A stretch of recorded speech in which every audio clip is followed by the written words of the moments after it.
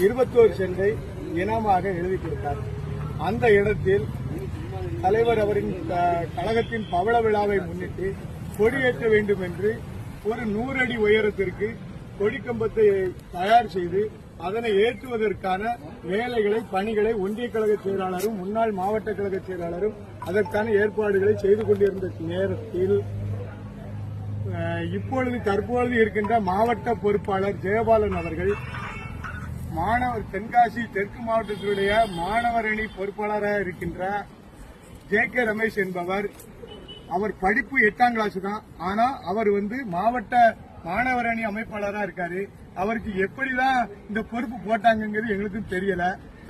8ஆம் கிளாஸ் படித்தவர்களுக்கு மாணவர் அணி பொறுப்பாளராக போட்ட அவருக்கு அண்ணாமலை என்கின்ற பிஜேபியினுடைய அண்ணாமலை முன்னாள் மாநில தலைவர் அறிவாலயத்தின் செங்கலை உருவுவேன் என்று சொன்ன அவருக்கும் இந்த மாணவர் அணி அமைப்பாளர் ஜே.கே. ரமேஷ் இந்த கொடிக்கம்பத்தை இடித்திருக்காரு. அவருக்கும் இவருக்கும் என்ன வித்தியாசம் இருக்கிறது என்பதுதான் எங்களுடைய தொண்டர்களுடைய ஆதங்கம்.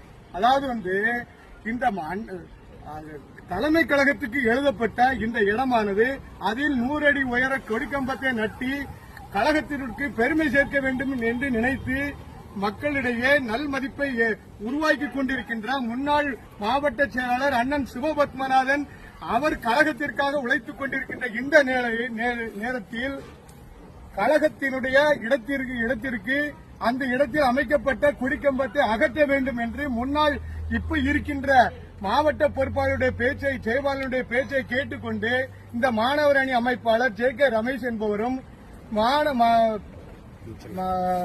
பொன்செல்வன் மாவட்ட பிரதிநிதி அவரும் சேர்ந்து அவர் கூட 2 கையாட்கள் கூலி ஆட்களை சேர்த்துக் கொண்டு பிஜேபி காரனுடைய வாகனத்தை வைத்துக் கொண்டு இந்த கொடிக்கம்பத்தை அகற்றியிருக்கிறார்கள், வீணா சிதைச்சிருக்கிறார்கள். இது எவ்வளவு பெரிய கொடூரம்! இதனால் திமுக தொண்டர்களுடைய ஆதங்கம் எங்களால் கட்டுப்படுத்த முடியவில்லை. இதை தலைமை கழகத்துக்கு கொண்டு சென்று அவர்களை தலைமை கடுமையாக கண்டிக்க வேண்டும். தலைவர்